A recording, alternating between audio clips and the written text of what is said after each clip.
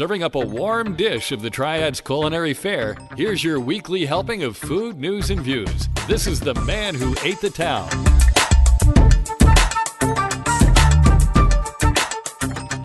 Hey folks, and welcome to episode number 71 of the Man Who Ate the Town podcast. This is for the week of April 17th through the 23rd, 2018. My name is Tim Beeman. And I'm Kelly Bone. And we're opening the recipe box. We are recording this episode of the Man Who Ate the Town at Test Pattern Studios. Test Pattern is located at 701 North Trade Street in the historic Arts District of downtown Winston-Salem.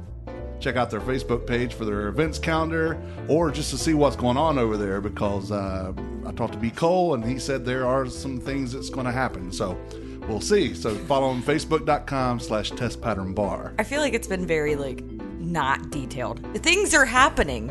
What? Yeah, things. I don't know. What kind of things? Yeah. Those things. Those things. I'm excited to see what they're going to do with it, though. Yeah. I'm very excited. They don't make disappointing bars. I'll tell you they that. don't. Yeah. They're very, very successful at what they do with their bars. Here on Coal Corner, everything is fun. Yeah, exactly. Just drink and be merry. You're welcome. All right, so we have a special guest in the studio with us. Kelly, this is your first time actually having a guest with us. Yeah. You were a guest the first time. And I believe it's Trusler, right? Yes, sir. Josh Trusler, and he's with the new Shokunin Ramen restaurant, which we are very excited about. We were talking about before we started recording here that we are very excited.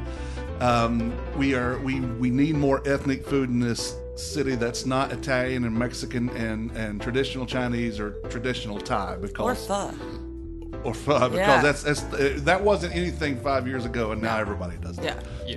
But so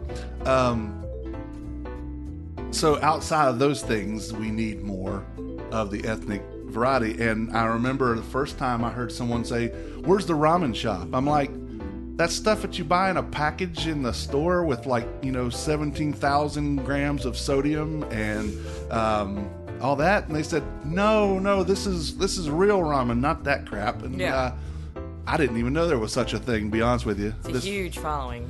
Yeah. Huge following. Yeah, and I have had a little bit on the Batmobile truck, and I loved what I had. Yeah. But I'm ready to explore new realms and go boldly gold where this man's never gone before. Yeah, right. So, so Josh, tell us, first of all, where is this going to be? We're hoping to be located off of Chestnut Street, kind of in the outskirts of the Innovation Quarter in downtown area. That's the Albert Hall? Yeah, we don't want to reveal the actual location until we actually start moving forward a little bit, but we're... Okay, let's scratch that. That area is where we're hoping to be located. Okay. And it'll be kind of just within reach of everybody in downtown. I know there's not a lot going on in that area. It's just outside of downtown, probably 2 blocks off to the side, as most people know. So there's a lot of apartments and businesses in that area that need some good food that just don't have that option. But nothing's going to go there until something goes there. And that should be us. Yes, very good. All right, so let's say slightly south of the Innovation Quarter. All right. Now, how do you get people to get around the uber high sodium dried ramen in a packet idea of what this food's going to be? Well, a lot of people have been watching a lot of these shows on Netflix, like Chef's Table and some of the other ones where they're following people like Ivan Orkin and David Chang, and they're seeing these options that it's not just packaged noodles, even though David Chang looks as packaged noodles. That is true. It has been a big following in Japan for at least the past 150 years, and it started off like most really good foods as construction worker food. It was cheap, fast, available, it hit all the good spots, it was salty, fatty, delicious, filled you up, and it was cheap. Yeah. And that craze kind of caught on, and when Momofuku figured out how to dry it and sell it in packaged ramen, it just became an instant spurt, and that instant ramen kind of took over the ramen scene. And in America, that's all we were introduced to until these Netflix specials and chefs started doing real versions of this food. Yeah. Is it still high sodium? It still is a little bit, and the reason for that is you really want the sodium and the MSG, and I know everybody hates that word, but we'll get to that in just a second. The MSG contents are very high in this food, which is why it's a very bold, pardon my French, but a very kind of food. And, you can say it. We're good with it. It's very fuck it type food. Yeah. Like you're having ramen. It's going to be kind of salty and fatty and delicious. But there are going to be some other options like a vegetarian. We'll explore that in a bit. But Okay. traditionally fatty, salty, and high in MSG. And MSG is what promotes flavor. And there are a lot of foods that are naturally high in MSG. It's not just the synthesized lab stuff that they add. It's kombu and things like steaks and mushrooms. They all have lots of MSG in them. So we use a lot of those in the broths and in the toppings, and it kind of gives you this bold hit in the face of flavor. Nice. The reason I ask is because I have to watch my sodium intake. I have had triple bypass heart surgery. Tomorrow, actually, is my 6th second birthday. Yeah. Happy birthday. Yeah. So, I mean, in moderation, I can have those things. I mean, I've never had a package of it. I've never been even, that's never appealed to me. So I've never had it. I didn't go to college away. I went to college here and then online. So I didn't have to deal with the, 59-cent packages. Tim just wants to make sure he's not going to die binge eating on your ramen. Well, we will be kind of versatile in the ways that we'll present it. Like if you're a low fat or low sodium, our broths won't have as much fat and sodium content. They'll be kind of basic as you can imagine it. And a lot of the stuff we'll add to it, like the togarashi mix, which will have a little bit of the MSG from some dried kombu or something. Any of the fats and stuff, we'll add those on separately depending on how you like it. So if you want a good helping of fat, Yeah. if you get 2 ladles. If you don't want any fat whatsoever, we'll make sure there's none hitting your bowl. If you don't want any of the extra sodium, try to avoid the togarashi mix and the shoyu, but you can still get a plain bowl of ramen that's still delicious. Nice. You're not going to die. Yeah, well, He's thought about this. This is awesome. well, I'm still going to, like I said, every once in a while, it's not going to be. Yeah, I will indulge and allow myself. I will allow myself to indulge every once in a while. But I don't think you realize how dangerous this is going to be. A ramen shop, I'm going to make every excuse to go, because I'm that excited. Do you need an excuse, really? No. There is no excuse. Just because, No, there is no excuse. Just because I want it? Right. Well, and we were talking before, I think when we figured this out, I was like, I wonder what they're going to do. I wonder if they're going to make their own noodles. And we were talking before we aired, and you are making your own noodles. Yeah.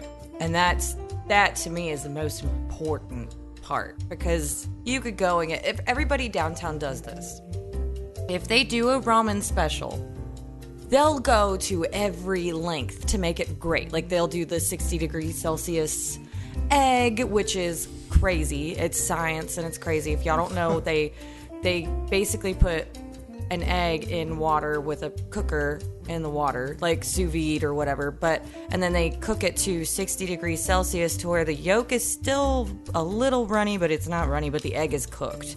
And then they'll put it in the ramen. But then they'll get store-bought soba noodles and do it with soba noodles. That's not ramen. Soba noodles are not ramen. I mean, I like soba noodles. I love soba noodles, but they're not ramen noodles. They're not the noodles Just with that. They're buckwheat spaghetti, Right. basically. Ramen noodle, the noodle for ramen, that's your make or break deal, because they've got such a good bite, and you were talking with making your own noodles, you'll get to play a lot with that, which is awesome. Yeah.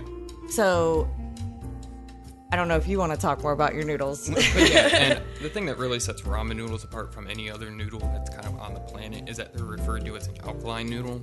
And what happens is they either use the water in the area that's traditionally very alkaline, or they'll actually use a consway mix, which is potassium sodium bicarbonate.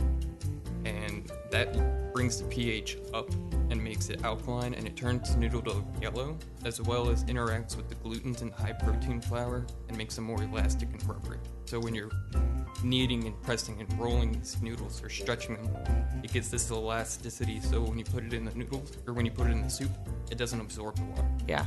So then you still have soup and you still have noodles. You don't have a big swollen noodle. Yeah, and if you try that with a noodle you get from Del Monte or something like that, then it's just gonna... It's crap. It's crap. So good job, Winston, for trying, but I'm really stoked about this. Making your own noodles, that's next level shit. So technically, what is ramen? It's like people say, well, I like sushi. But what do you like? And well, you know, when it's just that's not sushi, that's sashimi. Yeah. Well, I like it when it's in the roll. Well, that's not sushi either. That's maki. So, what is ramen? I feel like that would depend on what person and traditionally what Japanese individual you would ask, because it kind of is like asking what is barbecue. Yeah, there's so many.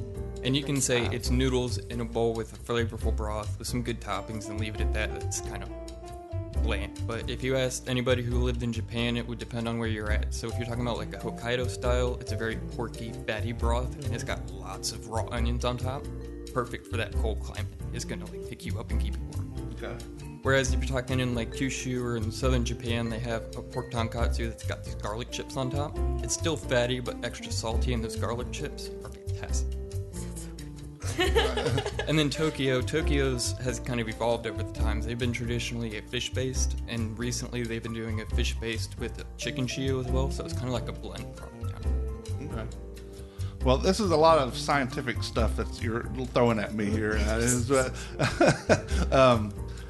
What is your background for this? Well, I've been cooking in all sorts of kitchens since about 14. I started in this town. I started at Milner's. Milner's kind of gave me Milner's is great. Basic Yeah. techniques and whatnot. I moved to Charlotte to go to culinary school at Johnson & Wales. I worked in a bunch of restaurants down there. And I've just always loved Japanese food. I've been making okonomiyaki and gyoza just for myself and family meals, and ramen I started making for family meals as well because it was easy. It could waste a little bit of time because I usually get my job done a little too quickly. And it's always delicious, like nobody usually has a problem with it, so it's a go-to. And we were having a game night, me and my wife, with some of our friends on our street, and we usually do a game and we make dinner, and I made some ramen because I didn't have a lot, and I was like, fuck it, it's ramen. Which is the theme. I really wish you would name it "Fuck It, It's Ramen." I think that would be amazing. I'm sorry to interrupt, but I think like that's the theme of it right now, and that would be amazing. I think it could at least be the unofficial slogan. Right. Well, I have to say that Ivan Orkin was the one who quoted that. If you want to watch Netflix, everyone's going to be like, Ivan Orkin said, fuck it, it's ramen. But, that really stuff. Like, it really is. Yeah. It's ramen. Like, it is what it is. Yeah. But we were having game night. I made ramen, and they were saying, we rinsed and needed this, like, make a ramen shop. And I was kind of a chef that was like, I want to do my own thing. I want to do my fancy dishes and be presentable and stuff. But it just kind of dawned on me that Winston needs the chefs that want to do the stuff that the people need, not what they want to do. Well, and my thought is you can still get really creative with these ramen dishes. I was going to ask, because obviously there's going to be appetizers and whatnot. Are you going to venture into the world of soup dumplings? There's a possibility. Just a possibility. Just that's enough. So you're saying there's a chance? There's a chance. There's a chance in the future, yes. We'll be doing specials because I know okonomiyaki has got a very special place in my heart. It's one of those street foods that people don't think need to be served in a restaurant. Right. I do. Yes. Just like elotes. Anybody's listening, you need to serve more elotes. Yes. Elotes are fantastic. But soup dumplings, I think I've talked about them before on here. No one knows what they are. But I think that's an up-and-coming fad. Because it's very popular in California. It's very popular in Philly. Basically, like, all your big food cities, soup dumplings are, like, a thing. Like, there are restaurants dedicated just to make soup dumplings. And I call them little ball sacks of happiness. So that's pretty much what they are. So it's basically... And I've seen videos on how to make them, and they look time-consuming as shit. So if you do make them, I'm going to give you my phone number, and you're going to text me, and I'm going to be there, and I'm going to eat all of them.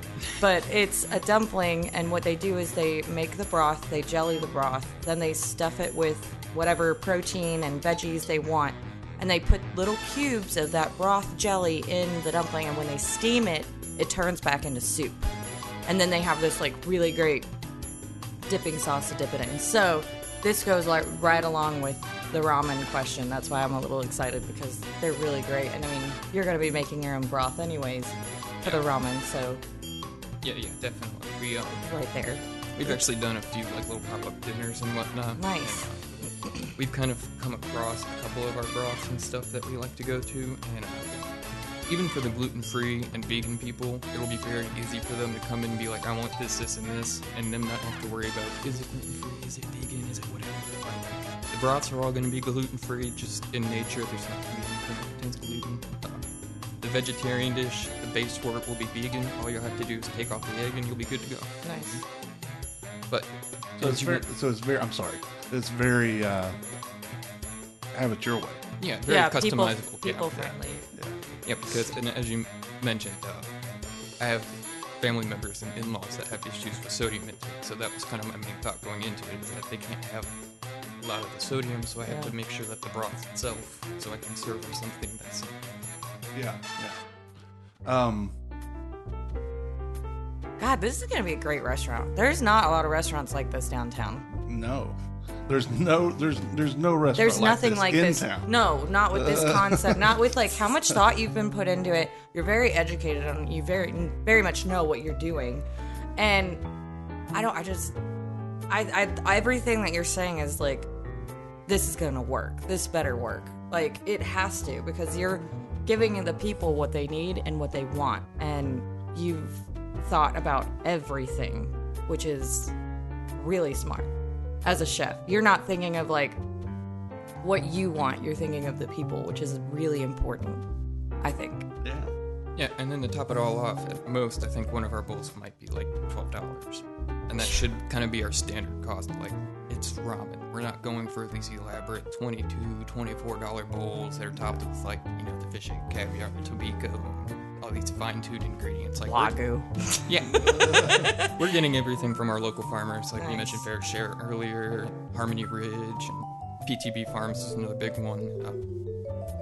Harmony Ridge has fantastic duck. Yes, and that's where we get our duck from. Nice. Ah, yes. Yeah, PTB, their duck we get is... our Isaac, right? Yeah. Is that his name? Yeah. Mm-hmm. And PTB Worth, and we get our lamb and our pork from there. Nice. It's a fantastic product. Their pork cheek, that fatty gel.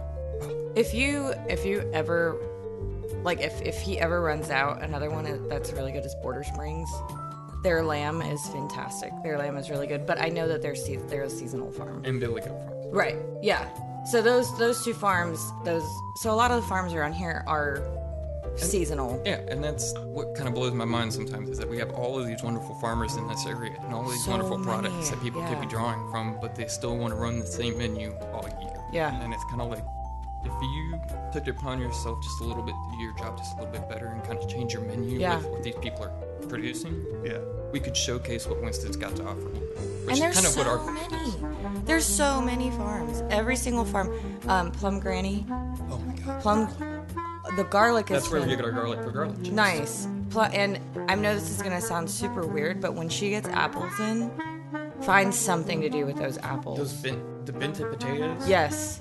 Yeah. Plum Granny is amazing. Emma and Elliot over at Fair Share, which micros are going to be your big thing, I know. And micros still should be a big thing. I say micros should be a big thing. And then there's Pascal Farms, Right. for wonderful herbs and spices, Right. peppers that we'll be using.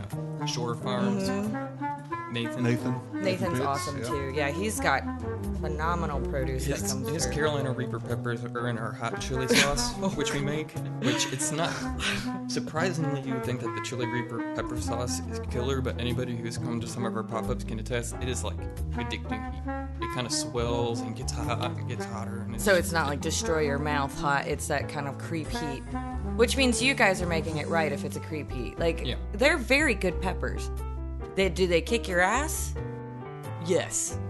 Like, I don't know if anybody's seen, but it's a YouTube challenge. Have you seen it? Oh lord. Yeah, that's stupid. It's a YouTube challenge, and it's really funny. The guy that actually cultivated that pepper literally laughs at these videos. They did like a 60-second thing on Facebook with him, and he laughs about it. He's like, I can't believe this is a challenge after a pepper I cultivated.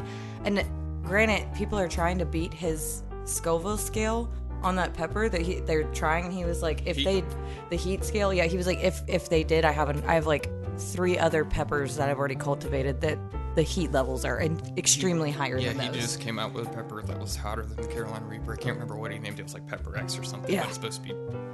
And we don't condone the eating of a regular Carolina Reaper on this station whatsoever. I just want to go ahead and say this. Please do not try this at home. Please. No. Oh God, that's so funny. Well, I mean, that sounds... To put it into perspective, a Carolina Reaper is as hot as, if you want to know what it feels like, get military grade mace and just spray it in your mouth. Yep. It's hotter than Seven Hells. Yeah. Don't do it. Thank you. Don't do it. Let the chefs work with it because they know. They know how to use it because they've got a little sweetness to them. Oh, they're fantastic. And certainly, if you do cook with one, make sure you wash your hands very well before you go to the bathroom. Or put fucking gloves on before you even deal with them. But Nathan had bread. I think it was a Carolina Reaper and the lemon Peruvian chili pepper, which is still really spicy, but it's got such a great citrus flavor. And I don't exactly know what he's calling it, but I've been kind of nicknaming it the Golden Ghost. Oh. It has such great flavor up front. It's so citrusy and fruity, but then the heat kind of creeps up and smacks you in the face.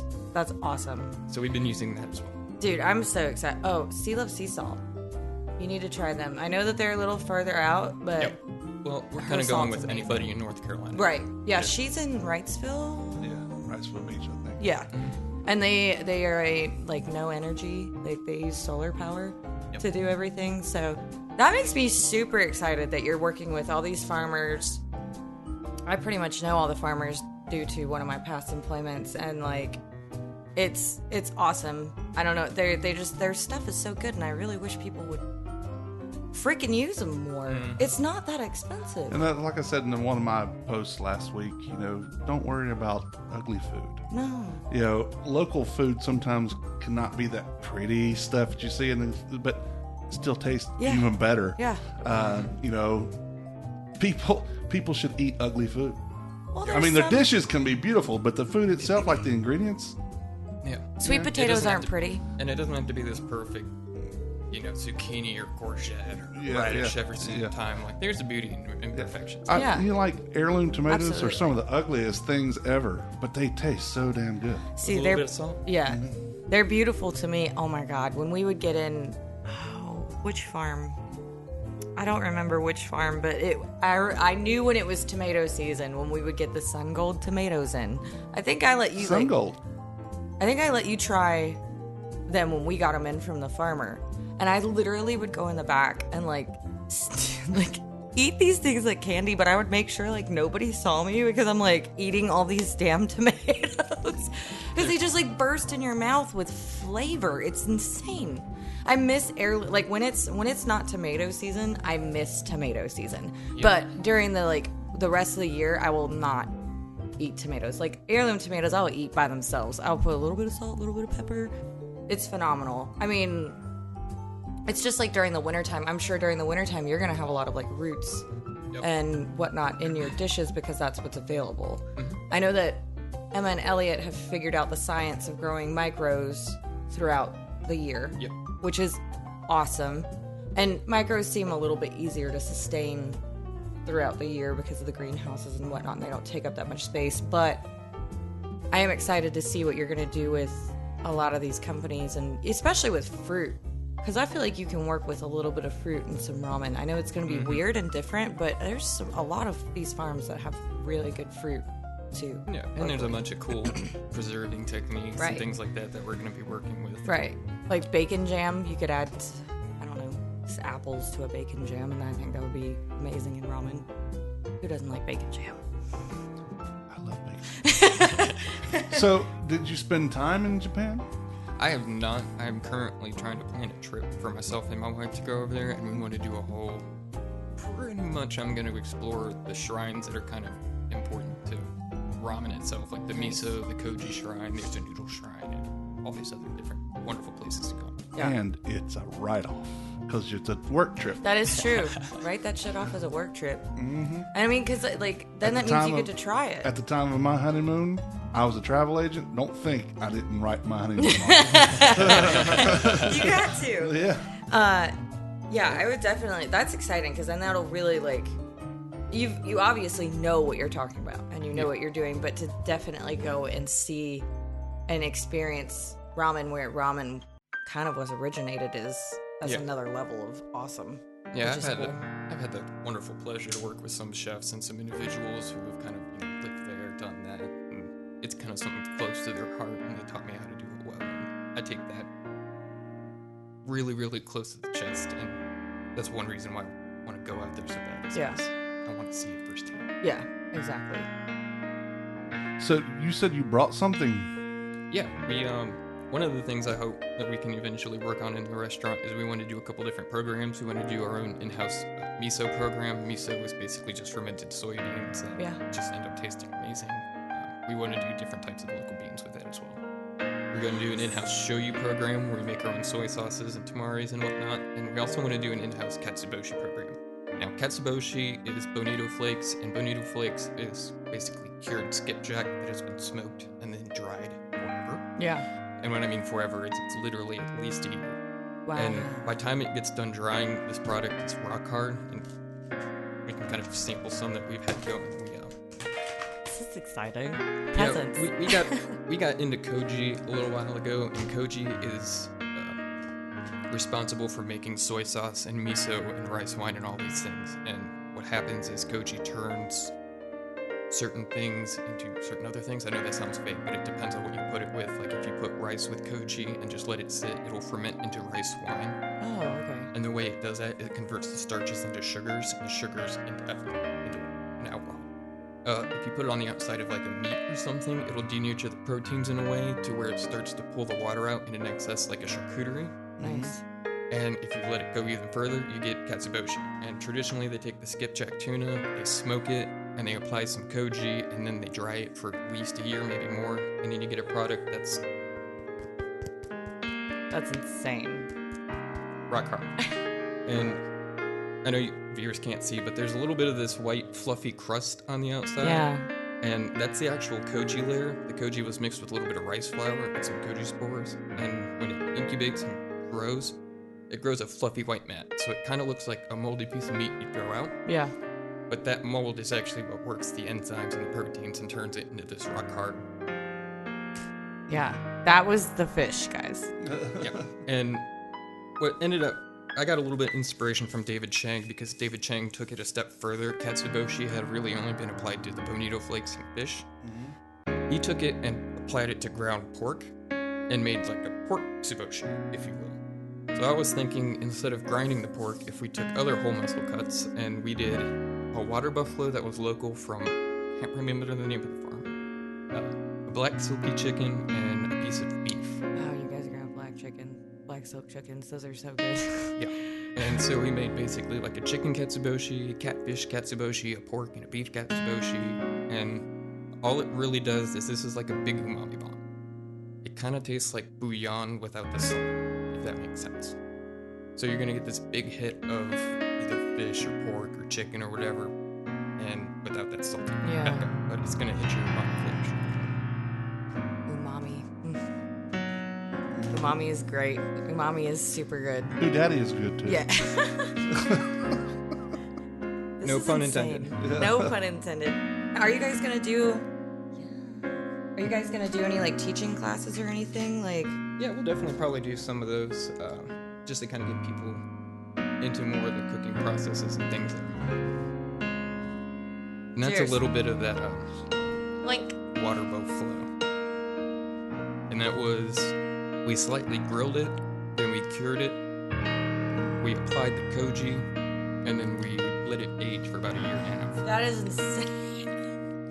So Guys, that was like the littlest piece, but it is like Lots of flavor. Yeah. Oh my god. Yeah, and we'll use those.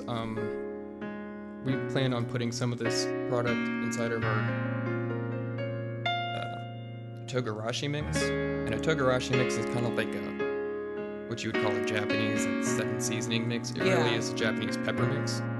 And it's kind of based with Sichuan peppers and black peppercorns, as well as a little bit of citrus zest, some sesame seeds, lots of garlic, and we'll put a lot of this in there so that it's just a big umami bomb.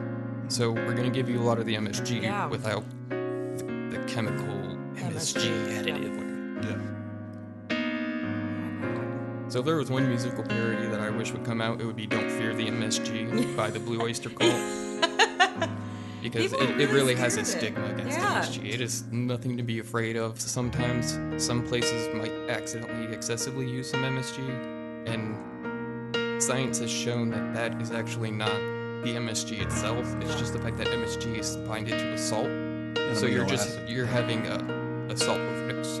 So those headaches, the dehydration, the nausea, the dizziness, it's all from salt. Yeah. Drink more water. There you go. Stay hydrated. Yeah, that's so really good. That's incredible, guys. Like it's nuts. Like you guys have to see it. I don't know if you guys are gonna have any of that on display because it doesn't look attractive. It's not. It looks like an old moldy piece of meat. Yeah, but guys, the flavor is incredible. It's insane. Like we had like teeny tiny pieces and like it's like all over your mouth. Like it's insane. Yeah, we'll basically turn that into dust and put it into our seasoning mix, and that seasoning mix will be kind of like a little right Yeah, at the top. just the magic that kind of pulls it all together. Jesus, that's so good. Tim can't even talk because his mouth tastes so good. You didn't even get to try the chicken. Oh no. Now the chicken one, because there wasn't a lot of fat in it, Those chickens are very lean. it really like flakes. I don't know if you've had black silk chicken. I haven't. So they're Just put some on the napkin there and pass it around. yeah. So black silk chickens are very lean and skinny, and they don't have a lot of fat content. But their meat is really well known because of the diet that they feed them. They have to have a specific diet and whatnot, and because of the fact that they don't have a lot of fat. But their skin, like literally, they are black from top to bottom. Like legs are black, beaks are black, things are black, like everything. Like it's insane. Like entirely black, but the flavor on them is insane, crazy. And it just looked cool. Yeah. But a friend had a couple that was just, hey, you want to help me with this? And I got a chicken and didn't know what to do with it, and it just light bulb binged with me. I was like, I'm gonna make chicken bushi. Yeah. That is crazy. So it kind of almost tastes like chicken bouillon, just without salt. Yeah.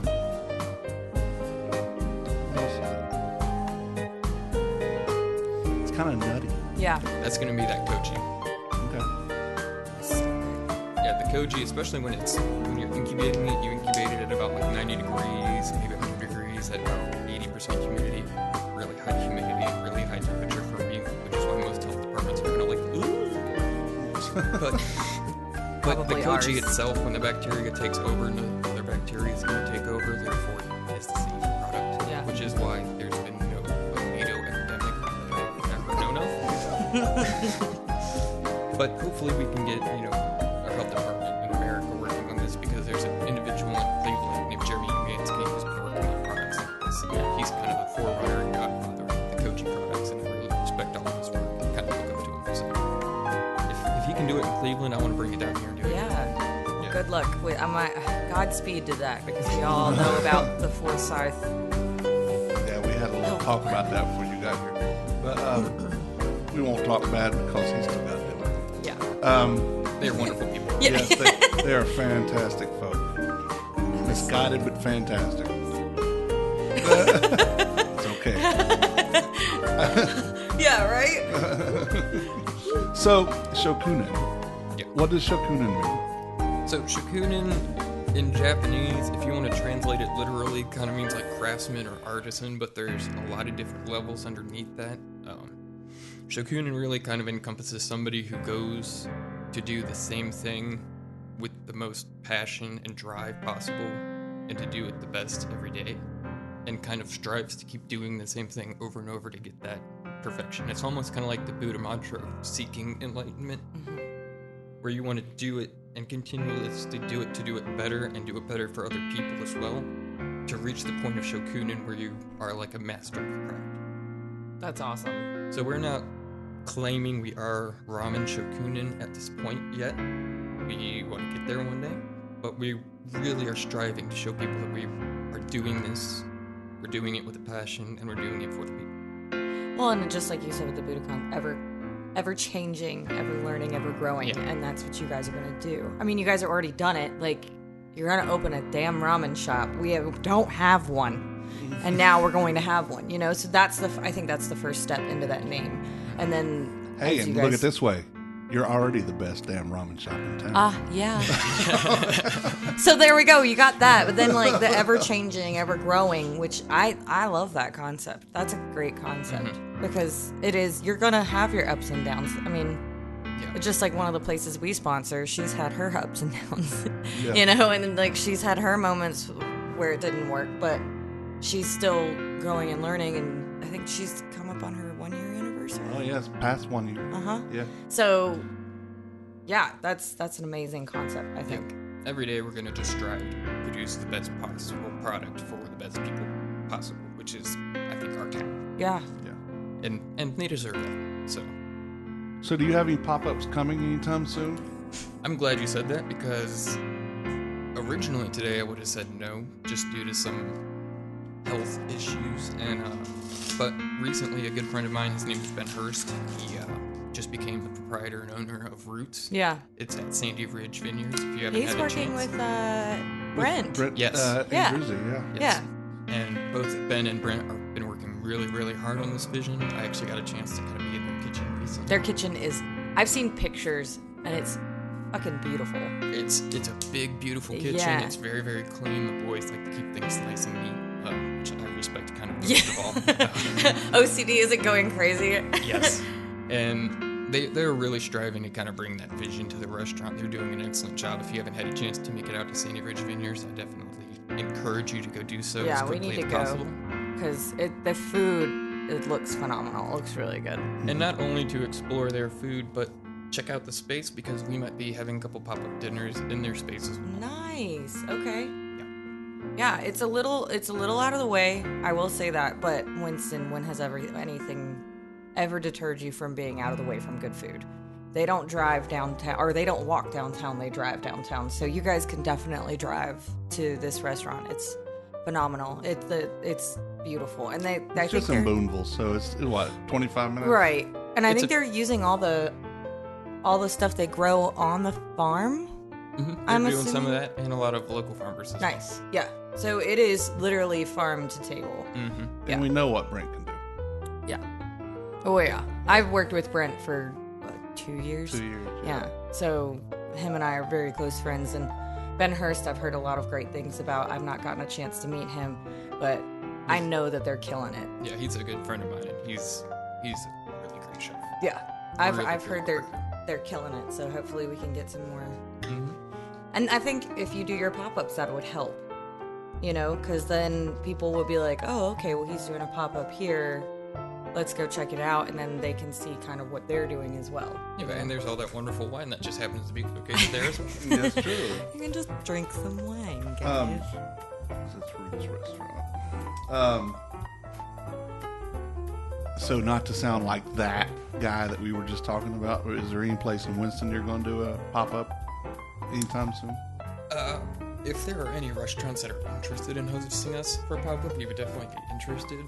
I know a lot of the restaurants in this area are a little weary because it also involves another re-inspection, and the health department has to prove that there's enough space and all of that kind of in that area. So it all depends on if there's any restaurants in town that are willing to host us. Right. What about food trucks? Would they host?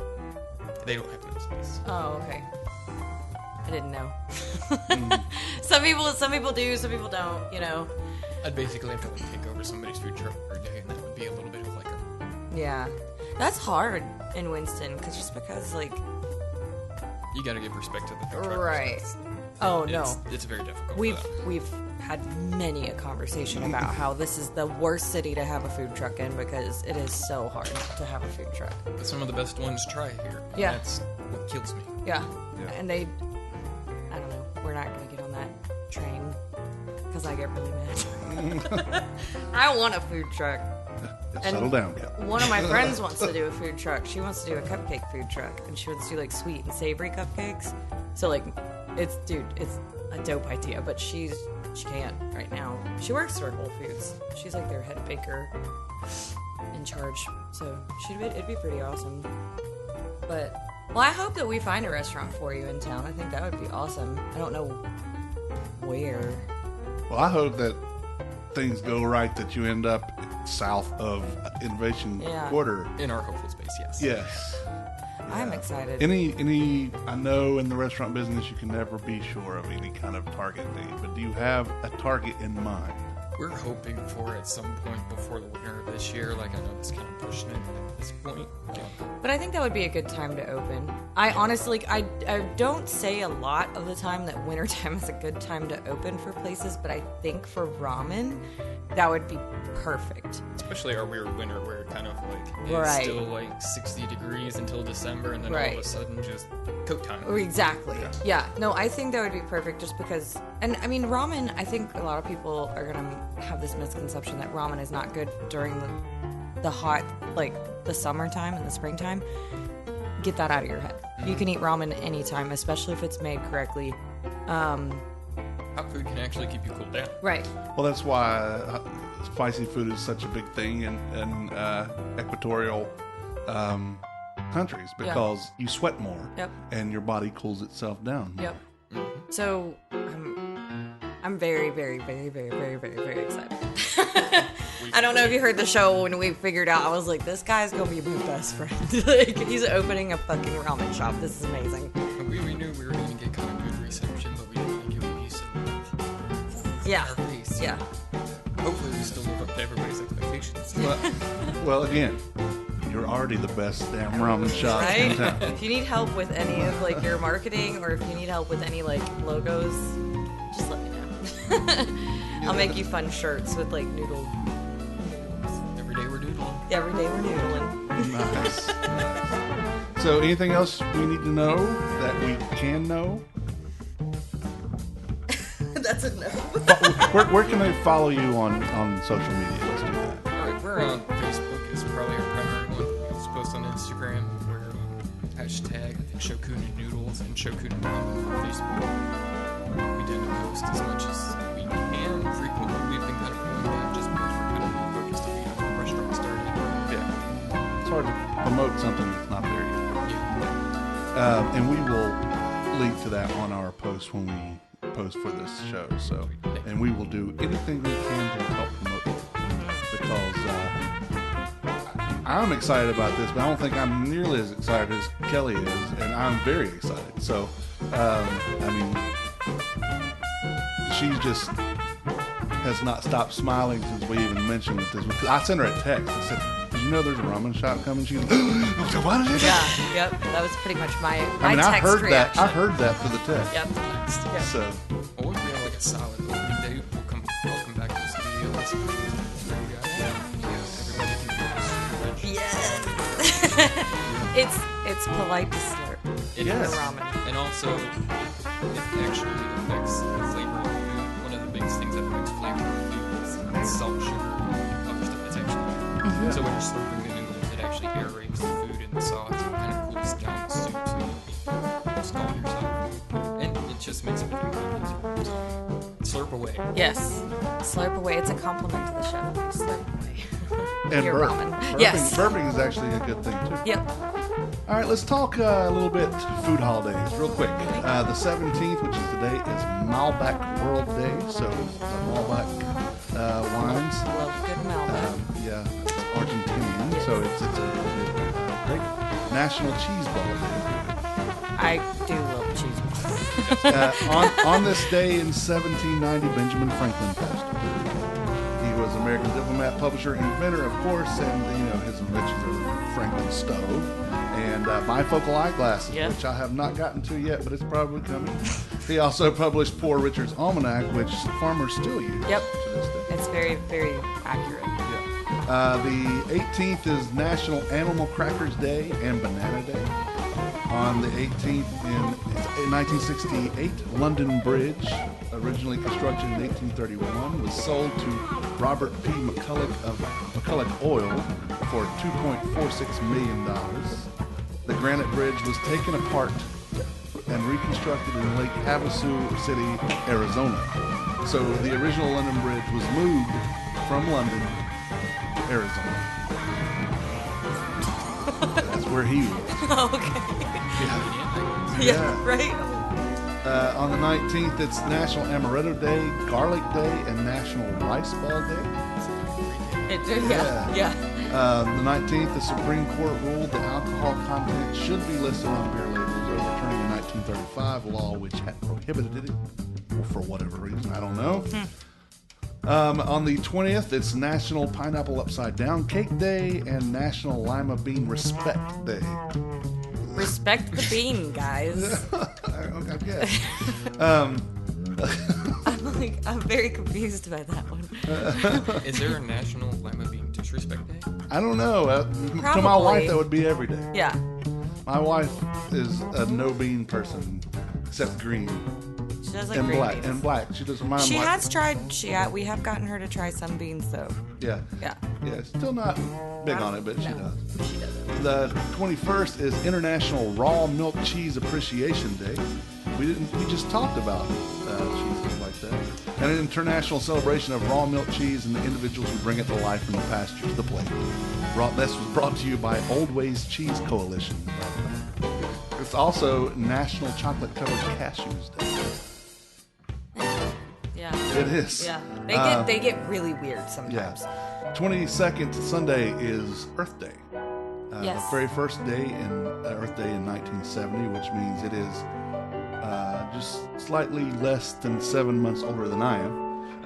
Activated 20 million Americans from all walks of life and is widely credited with launching the modern environmental movement, growing out of the first Earth Day Network, and works with over 22,000 partners in 192 countries to broaden and diversify the world. And it's also National Jelly Bean Day. Told you they get weird. Yeah, the 23rd, Monday, is National Picnic Day. It's National English Muffin Day and National Cherry Cheesecake Day. On the 23rd, in 1564, William Shakespeare was born. On the same day, in 1616, he died.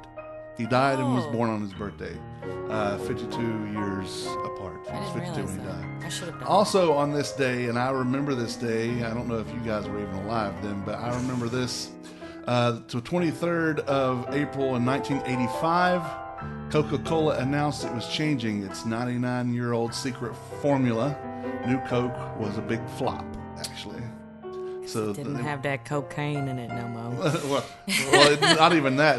It didn't have cocaine by this time either. But it was basically New Coke tasted like Old Pepsi. Ew. Yeah, Yeah, it was a huge debacle. yeah. Coca-Cola Classic made its return just 4 months later. Yeah, I'm Yeah, sure it it was did. like the quickest recall of a new product. Yeah. If you go to the Coke Museum in Atlanta, Yeah. there's a big news story that runs in a loop about that. That's It's just so funny. Well, So- speaking of recall, there was just a huge recall on eggs. Did you Yeah. see that? Yeah, and a lot of it was North Carolina too. Yeah, It's so- from Indiana. Yeah. But it was sold to Food Lion, Food Lions in North Carolina, Kentucky, West Virginia, Virginia. and Georgia, maybe. So check y'all's eggs. Look it up. Check your eggs. They're contaminated with salmonella. We're trying to save your lives. Yep, we're providing a service over here. So that's your food holidays and history for this week. Thanks to James Ehler for compiling the history and holidays.